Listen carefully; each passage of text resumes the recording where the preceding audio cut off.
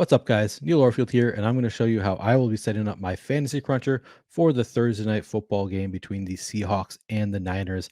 I'll be setting up for the largest field GPP on DraftKings. Some of the steps I'll be taking here, I would not take in a cash game setting or a small field GPP setting. Things like leaving significant salary on the table, using players that you might not need to use in a smaller field GPP. I will be doing here. First thing I'm going to do is I'm going to rearrange my columns. Got a quick view saved with everything that I want to see right in the middle of my screen. Next, I'm going to sort by projection, and I'm going to remove every player with a projection of 0 fantasy points from my player pool. So I'm just scrolling down, finding, here we go, Debo, first player with a 0, and I just click, and I am scrolling down, removing all these players so that when I'm making groups later, they are not messing it up, making it harder to find the players I want to find. All right, there we go. So I've removed those players. Next, I'm going to click this captain tab, and I'm going to set an exposure cap on captains at 20%. That means I can't get more than 20% of any player in the captain spot. That's just a general good starting place for me. I vary that sometimes on different slates. By the way, while you're coming in, please hit the like button if you have not already. Subscribe to the channel and hit that notification button if you want to get alerts when our shows go live. We have a lot of great content on this channel. All right, now I'm going to go into advanced options. And I'm going to be working in 2 tabs here, the general tab and the groups tab. Starting in the general tab, unique players per lineup. I'm setting up for a 150 set here. So in a 150 set, I'm going to leave this at 1 unique player per lineup. If you are making 40 or fewer lineups, I would suggest changing this to 2 unique players. That's probably what I would do, 2 unique players per lineup, just for the sake of diversifying your lineups. Salary cap, not going to use a minimum. I will set a maximum salary cap. This is just for the purpose of avoiding the most duplicated lineups. Generally, the lineups that are duplicated, 500 times, 800 times, are going to be lineups that use the full $50,000 salary cap allowed on DraftKings. I'm typically trying to make lineups that are going to be duplicated fewer than, say, 20 times. Ideally, not duplicated at all, but at the very least, I try to aim for under 20 dupes, prefer under 10 dupes. So you got to leave a little bit of salary on the table to do that. I shouldn't say you have to. It is one of the easiest ways to avoid much duplication, is to leave salary on the table. It is possible to make some lineups where you don't leave so much on the table, or sometimes even use the full salary cap if you're getting unique with your construction or your player choices. Here, I'm leaving $1,000 on the table, setting this at $49,000. I think that's a pretty good starting place. Offensive players versus defense. The default is set to a max of 2 players. I'm going to change that to a max of 5 players. So I could have 5 players from one team against the defense of the opposing team. Not something that's going to come up in many of my lineup sets, but something that I like to allow for because it's something the field doesn't generally want to do, and it can win. We have seen it win in the past. So I like to allow for that kind of lineup. Randomness, I'm going to set to 30%. And that's just giving me a good amount of control. It's not very high randomness, but it is leaving, some randomness in the process. Speeds up the process a little bit, although Fantasy Cruncher has gotten a lot faster, even if you don't have randomness on. Not really much of an issue anymore, but I still like to leave a little bit of randomness on, just so I, even if I have the same settings as somebody else, I'm still not going to get to the exact same lineup set.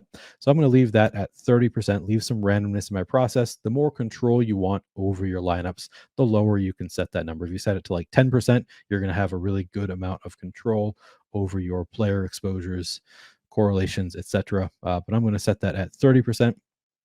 I skipped over here. I'm leaving this 100% my exposure cap on players universally. So this is, I already changed it in the captain spot, but so this only affects the utility spot. I'm going to leave at 100%.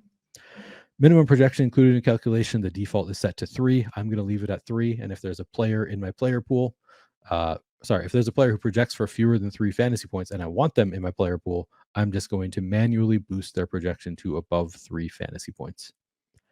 And then players from each team max, I'm going to leave at 5. So again, I can have 5 players from one team against just one of the opposing team.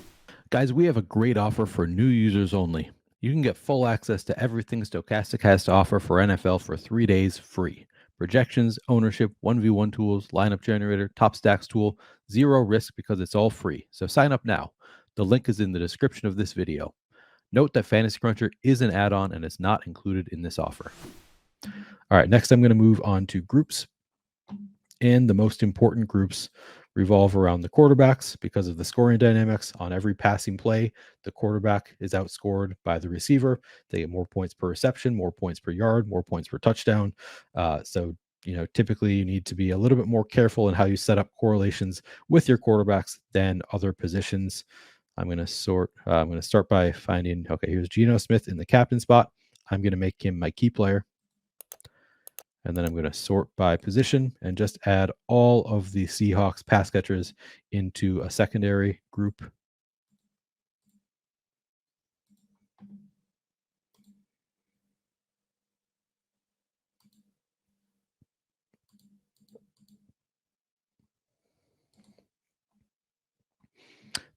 You don't necessarily need to include the running backs for the Seahawks. Kenneth Walker's obviously the most important running back for the Seahawks, and he only averages about like 2.5 targets per game, I believe, since he took over as a starter. It's only been 7 games, and he did have one game where he was targeted 8 times, which is why I think I'm going to include him because he does have that one game where he spiked an upside in the receiving game. Maybe that could happen here, but he's not extremely involved in the passing game, but I'm going to include him here. So Geno Smith is a quarterback who doesn't have a ton of rushing upside. I think he's averaging about 20 yards per game this year. So he's kind of in the middle of the pack. He's not elite as a rusher. He's also not a complete statue, about 20 yards per game, which to me says, he could spike an upside. He could have an outlier game where he rushes for 50 yards. And so when I'm setting groups with Geno, because he has a little bit more rushing upside than, say like a Mac Jones or somebody, I am going to only require one pass catcher in lineups with Geno in the captain spot. And then I am also going to boost the rest of his pass catchers, though, or all of his pass catchers, so that it makes it more likely that I will get to multiple in those lineups. Again, he doesn't have enough rushing upside that I'd love to have him with just one pass catcher if he is in the captain spot. I'd prefer to have 2, but I'm going to allow for 1 because he does have at least a little bit of rushing upside. And I'm giving all these players all these receivers and tight ends a 12% boost. That is not a magical number, just through a lot of trial and error. That has been what I found to be about the number that I like to start with. And then I adjust sometimes for different players. If a player, projects too well point per dollar, maybe I won't give them any boost, or I'll give them a lesser boost, because I typically don't want to have in every Geno Smith captain lineup. I don't want to have, for example, 100% DK Metcalf in those lineups. And if DK Metcalf were projecting for 22 fantasy points, I would probably just not give him any kind of boost, because if I gave him the 12% boost on top of 22 fantasy points, I would get him in every single Geno Smith captain lineup. So I'm not going to do that. I'm just going to give these guys all 12% boost. They all project reasonably. I don't think I have to be concerned about it. But then the running backs, I also typically give a little bit of a lower boost unless they have unless they're really involved in the passing game.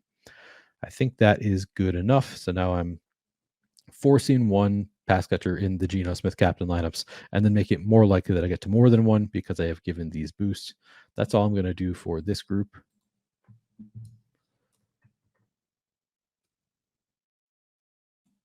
All right, next group, I'm going to make a Brock Purdy captain lineup. And it's pretty similar. So I'm going to find Brock Purdy in the captain spot, make him my key player, and then add all of these Niners pass catchers to a secondary group.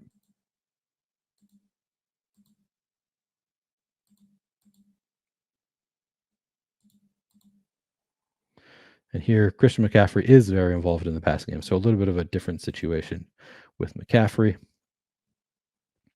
And Brock Purdy also has some rushing upside. Just looking at his college stats. He obviously has not played much in the NFL, but he had seasons where he was averaging like 30 rushing yards per game. He had, I think, his sophomore year, I think he had 8 rushing touchdowns, and he's definitely shown some rushing upside throughout his career in college. And then we just saw the last game he started for the Niners, he had a rushing touchdown. So he's definitely got some rushing upside that he can spike here. So same thing as Geno Smith. I don't think that I'm going to run out Brock Purdy without any pass catchers. He's not quite at that level with the Lamar Jackson types, but I am going to only require one, and then once again give boost to the pass catchers in these lineups with Brock Purdy in the captain spot.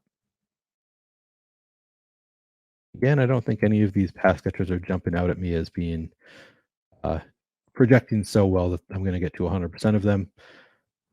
Now, Christian McCaffrey, there's a question. Do I want to give any kind of boost to Christian McCaffrey? I don't think I need to. He's very expensive. I think he's probably the most expensive player on the slate. So, the projection when you consider point per dollar, uh, you have to consider point per dollar. But even point per dollar here, I think because Christian McCaffrey just projects so much better than everybody else on the slate, I don't need to give him any kind of projection boost. He's gonna end up in a number of these lineups anyway. All right, so that's all I'm going to do for this group. And then same thing, I'll make a Geno flex group. I'm going to find Geno in the flex, make him my key player. And once again, add all of these Seahawks pass catchers to a secondary group.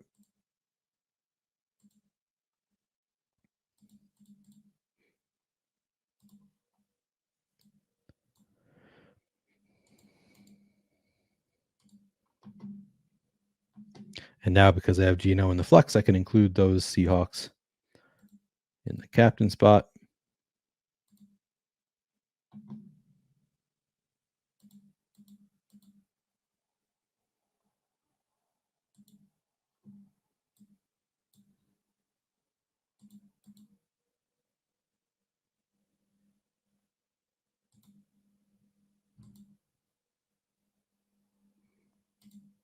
All right, looks good. So now the question is, what do I want to do with this Geno in the flex group? Would I be okay with playing Geno in the flex without any pass catchers? It's a very close question. We just saw, I think last week we saw a lineup that was like in the top 30, pretty close to winning. That had Andy Dalton with 0 rushing upside in the flex without any pass catchers, and it came very close to winning. I think that's pretty rare though. Typically, you need some rushing upside if you're going to be in the flex without any pass catchers for a quarterback to be in the flex without any pass catchers. The Andy Dalton game was an outlier because he just spread the ball around so much that he had so many passing yards. Plus, he had a receiving touchdown by Taysom Hill, who just didn't do much else. I think he might have had a second, probably did have a second passing touchdown also somebody else who just didn't do much outside of the touchdown. So it is possible, but it is fairly rare. I think though for Geno Smith, even though he has a little bit more rushing upside than Andy Dalton, I'm still going to require one pass catcher in lineups with Geno Smith in the flex. I'm just not going to give them any kind of boost. So, I'm not forcing more than one. I'm not trying to make it more likely that I get more than one. I'm just going to say require one when you have Geno in the flex. You could consider, I think it is conceivable with actually both these quarterbacks, you could consider instead of requiring one, just say only apply plus minus adjustments and then give these guys boosts, 10%, 12%, something along those lines to make it more like maybe even like 8%, something lower, just to make it a little bit more likely. You could at least experiment, see how many you're getting. If you have in a 150 set, if I had 3-5 lineups with Geno Smith in the flex without any pass catchers, I'd probably be okay with it. So I could consider doing that. Only apply plus minus and then give a boost of like 8% to each of these guys, and then just kind of experiment. Trial and error until you get to about the number you want. But I think I'm just gonna force one. I think both are fine approaches.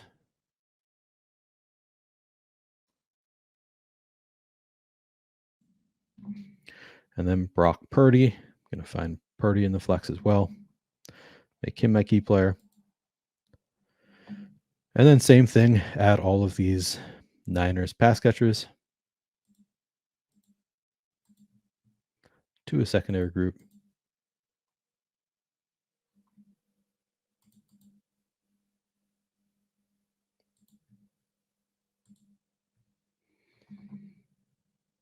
again, including those pass catchers in the captain spot.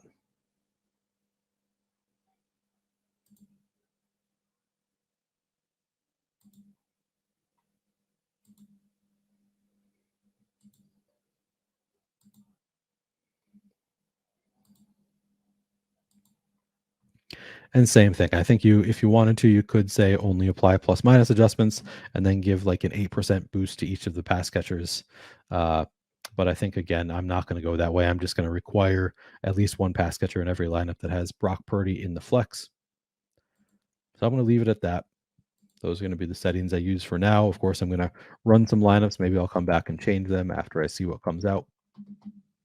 But that's where I'll start. I'm going to crunch 150 lineups using my projections, which are the Stokastic projections.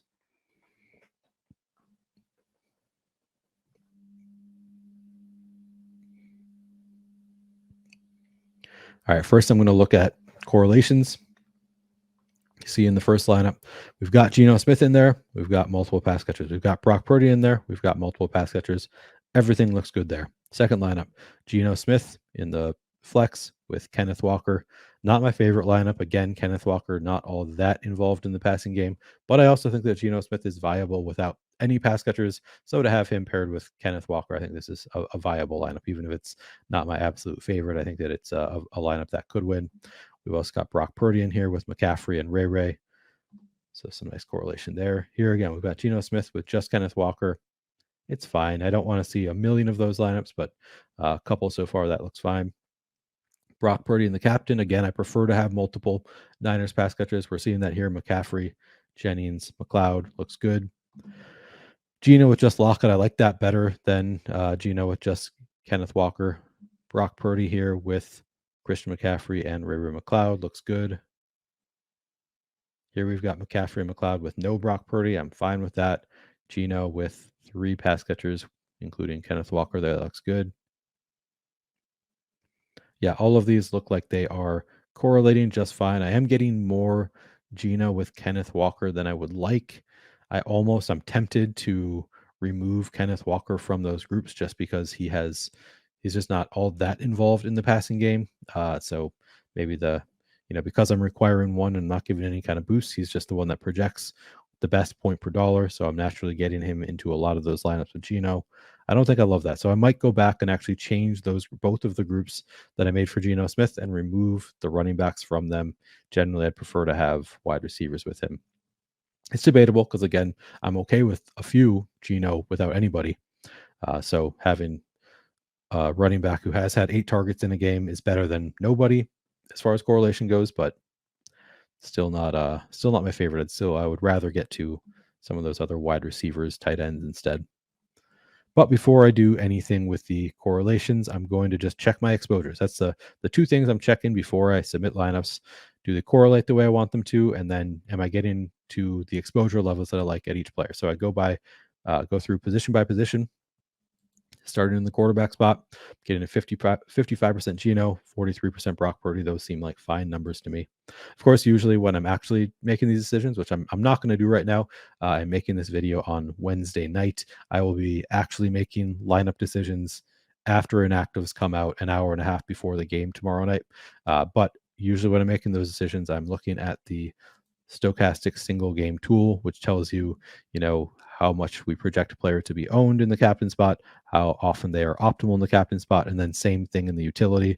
These are the numbers that I am typically looking at when I'm making those decisions. And then sometimes, I go a little bit off the board, but in general, these are a good starting place for figuring out about how much you should have of various players. In the running back spot, as you can see, I'm getting to 80% Christian McCaffrey in the flex, plus 20% Christian McCaffrey in the captain spot. Not a huge shock there. He projects better, way better than anybody else. Just looking in flex, sort of by projection, 7 fantasy points better than the next player on the slate. So not a surprise that he is getting into 100% of my lineups.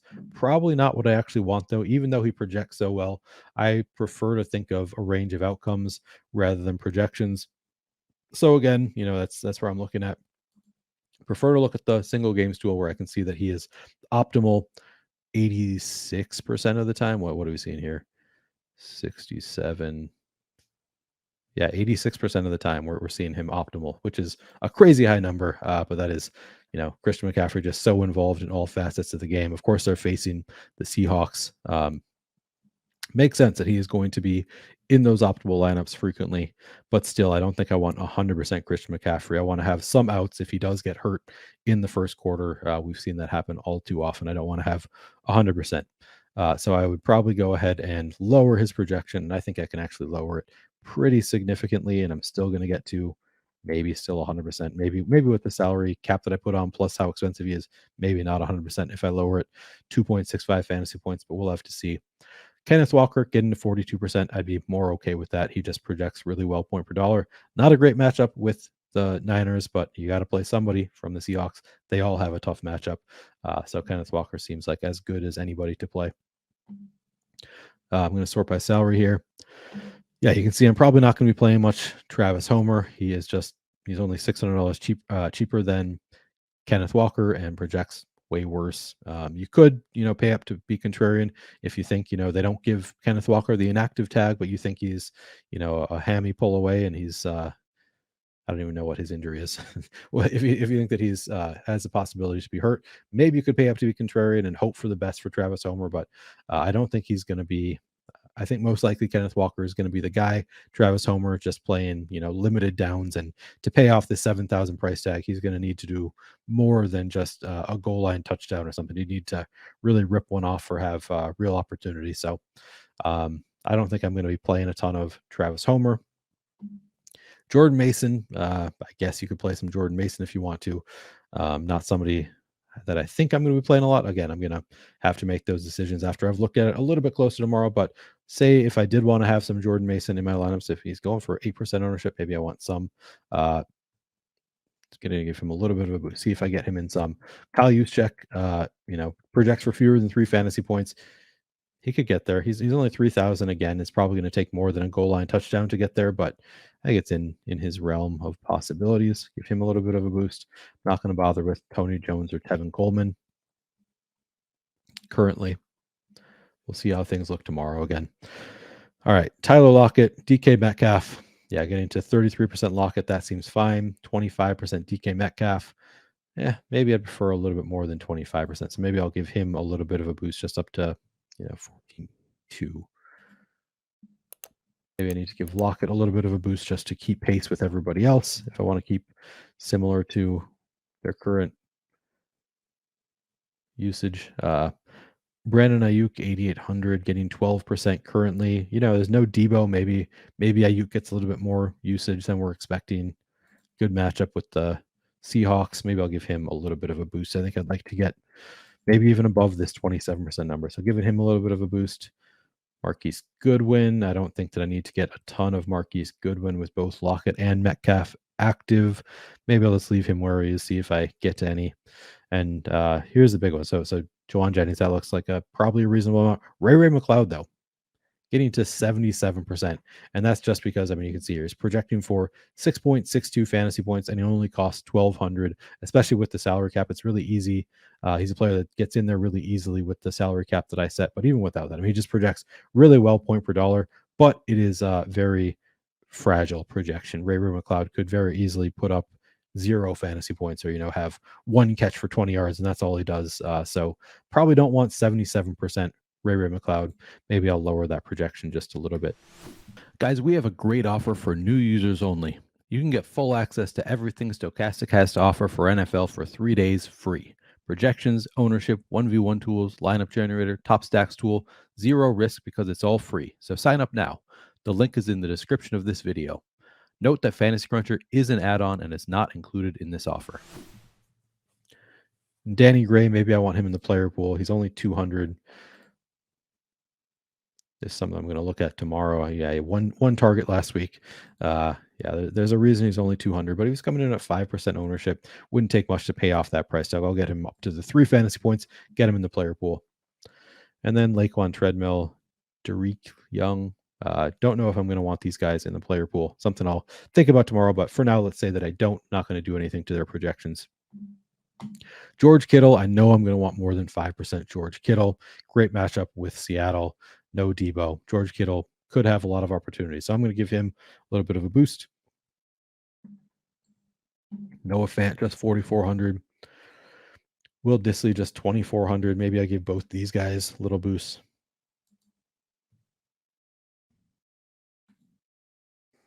Yeah, 3 tight ends for the Seahawks. Maybe I give Colby just a little bit of a boost. Probably not Tyler Kroft. Kickers, Robbie Gould, I'm getting to a lot with this projection of 8, not getting to as much Jason Myers. Maybe I give Myers a little bit of a boost. Maybe give Robbie a little bit of a boost just to keep closer to where he is now after I raise everybody else. Again, all projections are relative. So if you boost everybody else and leave one player's projection where it is, you're going to get less of that player most likely. All right, 49ers against the rookie quarterback, Brock Purdy. It's not a great, sorry, got this backwards. 49ers against Geno Smith. It's a great defense. Maybe I want some more 49ers, at least keep close to where we are. So I'll give them a boost. And then Seahawks against the rookie quarterback, Brock Purdy. They're 3,200, relatively cheap. Don't know much about Brock Purdy as far as, whether he's turnover prone, but maybe I take some shots there just because he is a young quarterback. Hope for the best. And then I crunch it out again. And I'm not going to crunch this a million times like I do when I'm actually building my lineup. Sometimes I'll crunch 30, 40 times. I'm not going to go through all of that right now. Just kind of trying to show you my general process, which now I see, okay, Geno Smith. Now we're still just getting Kenneth Walker, Geno Smith, Tyler Lockett, like that better. Brock Purdy with McCaffrey, Ray. Purdy with a few pass catchers looks good. Geno Smith with Will Dissly now. Okay, that's good. I prefer getting Will Dissly in there rather than Kenneth Walker. I mean, obviously Kenneth Walker projects a lot better, but as far as correlation goes, I prefer it with Will Dissly. Purdy with a few pass catching options looks good. Looks good. Geno with just Kenneth. Geno with just Kenneth. Still getting to a lot of those lineups. So maybe I go back into my advanced options groups. Geno captain. Maybe rather than giving a boost of 4, maybe I keep him in there, but just lower the boost that I'm giving him. Maybe I'm giving him a negative boost. And then same thing, Geno in the flex. Maybe I want at least one other player in there, or maybe I just remove Kenneth Walker from this group. So I'm not, giving him the negative boost. I still want to get some Kenneth Walker in those lineups, but I want to make sure that I have at least one other pass catcher who's a little bit more involved in the passing game with Geno Smith. And then I can crunch again.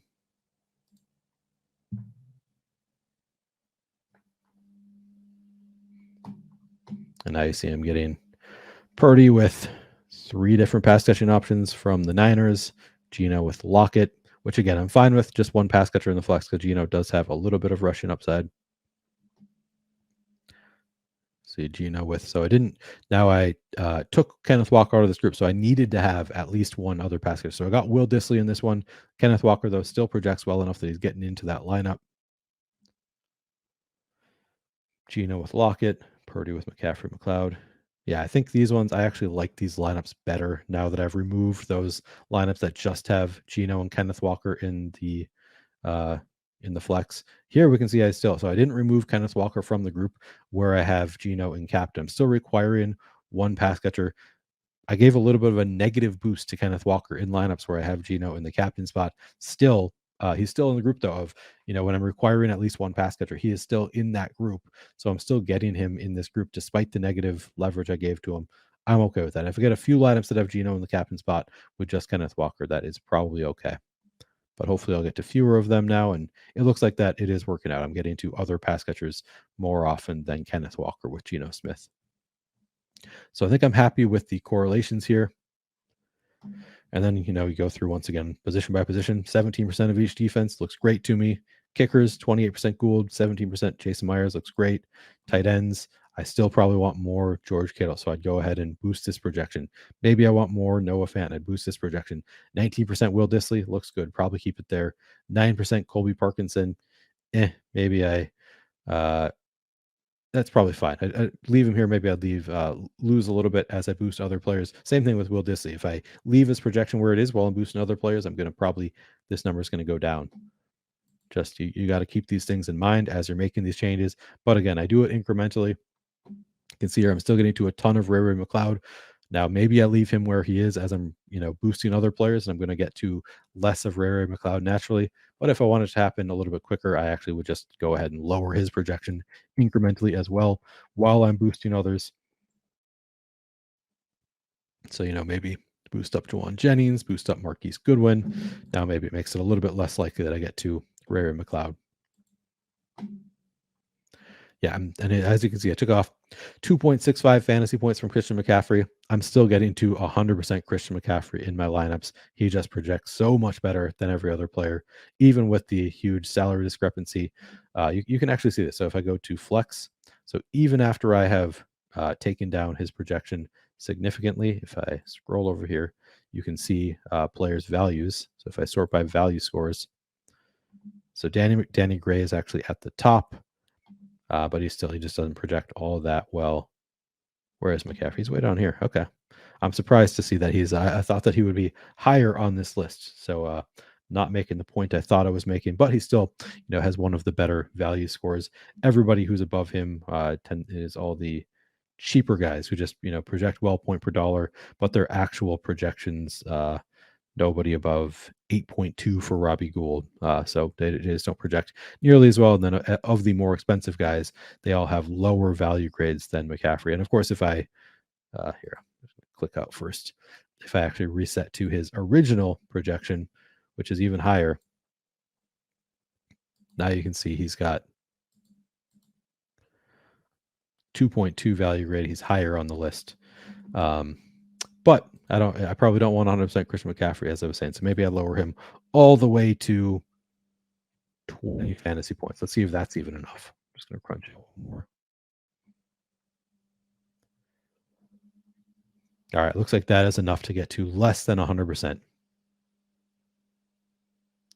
Now I am merely getting to 96% Christian McCaffrey after I've lowered him 4.5 fantasy points. So maybe I'd lower it even more. I don't think I want that much of Christian McCaffrey. Maybe you do. I mean, maybe that's fine to get that much. I'm sure he looks great in the tools. Just depends on your risk tolerance, whether you are concerned about injuries to your player, that kind of thing. And of course, there are other ways for him to fail even without injuries. Somebody else, George Kittle takes one to the house right away. Brandon Ayuk has a couple long touchdowns. There's ways for it to not work out even without an injury. So I think I'd like less than 96%, but it's probably a reasonable number, to be honest. I bet some great players will have close to that number. But again, I'm not going to go through all of my crunches right now. Just kind of trying to show you my general process, which is look at the correlations. If they don't make sense, go back into advanced options, go to your groups, make some changes there. Negative boost, positive boost, require more players, require fewer players, et cetera, et cetera. There are a lot of ways to adjust your correlations and then just go through player by player. Am I getting to approximately the exposure that I want? And for me, it's a mix of gut and looking at the tools. Tools are a great starting place. If you don't trust your gut, you can just trust the tools. They'll tell you approximately who, generally who's over-owned, who's under-owned. So for example, here, Christian McCaffrey, we're projecting for 26% ownership in the captain spot. He's projected for it to be optimal 19% of the time. Typically, as an exploitative player, then I would want less than 19% Christian McCaffrey in the captain spot. And then I'd be shooting to get to more of guys who have positive leverage in the captain spot. So you can see Juwan Jennings, 3.8% captain ownership, 6.2% optimal. I'm hoping to take away some of that captain ownership from Christian McCaffrey and then spread it to guys like Juwan Jennings, Seahawks defense, Jason Myers, players with positive leverage here. So that's, one way to do it is just to look at those tools and try to, exploit where the field seems to be getting it wrong. But you can also incorporate your gut into this process as well. A lot of ways to win. But this is my general process, looking at exposures, correlations, and then putting it into DraftKings. That's it. Good luck this weekend. Sorry, good luck tonight, by the time you watch this. Good luck on Thursday Night Football. Hope you can find some success using this or a similar process.